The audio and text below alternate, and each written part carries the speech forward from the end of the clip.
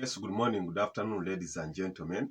Once again, I welcome you back to the Zexon Media YouTube Sports TV. Just yesterday, that is in the Barclays Premier League, Arsenal managed to maintain the top of the spot after beating that was Bournemouth 3 goals to 0.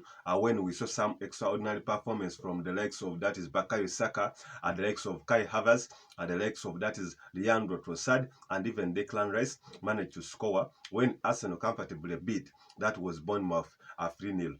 This game was held that is at the Emirates Stadium at the home of Arsenal Football Club, and Arsenal winning that game meant that it took them that is to 83 points, and even Manchester City later on came in the evening and they won also their game, that was 5-1. That means the gap is currently still 1 point. However, Manchester City still have a game in hand, and if at all they do win that game, they can reclaim back a top spot.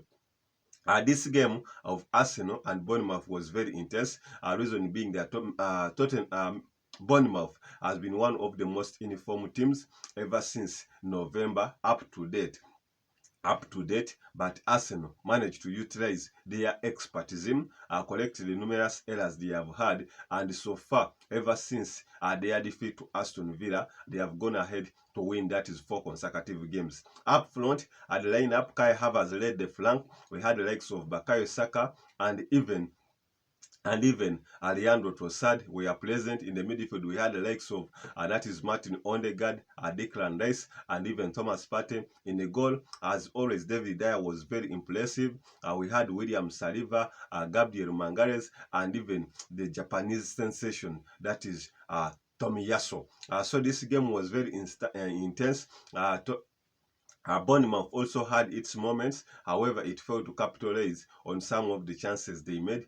This time, that is their top scorer, Dominic Solanke, in this game was kept very quiet